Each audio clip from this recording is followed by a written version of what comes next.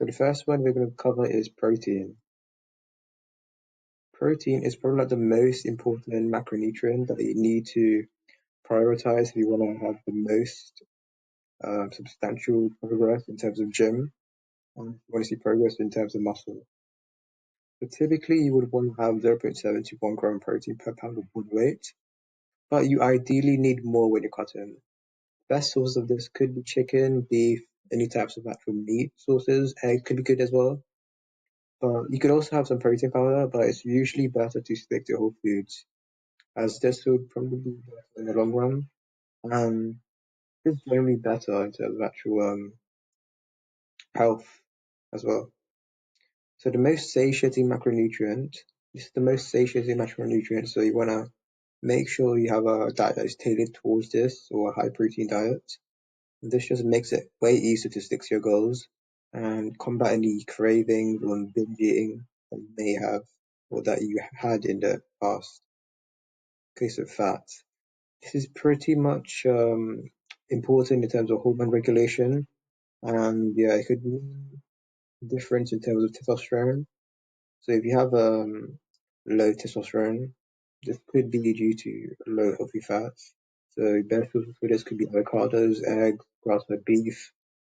So yeah, you could also just add a bit of butter whenever you're cooking something. Just replace it with, if you're using oil, just use butter instead. This could do a world of difference.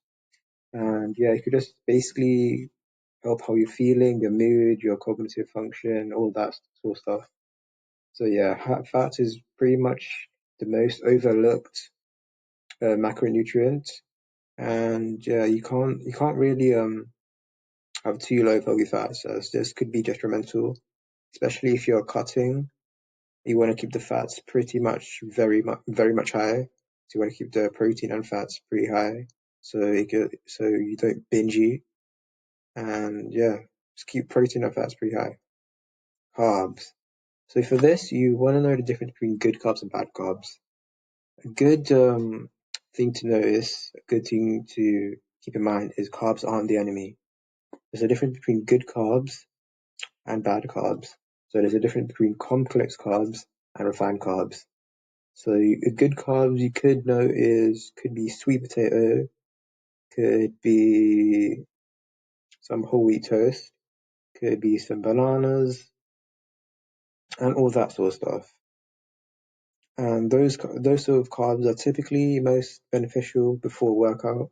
So they could be used as a pre-workout sort of thing that could be used to fuel your sessions. And any bad sort of carbs or refined carbs could be like all those types of junk food, like sugary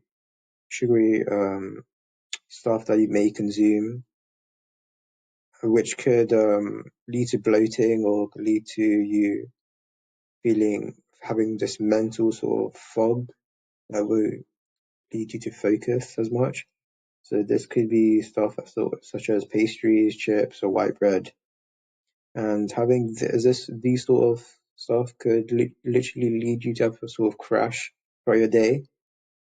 And yeah, you want to basically prioritize knowing which ones are the good carbs and which ones are the bad carbs. And this could do a world of difference in terms of gym performance. This could be used to actually enhance your sessions, giving you just steady energy and keeping you fully for longer, as you could just like combine this to your meals. But you want to know how to time it and when to time it. And yeah, so basically this is pretty much it.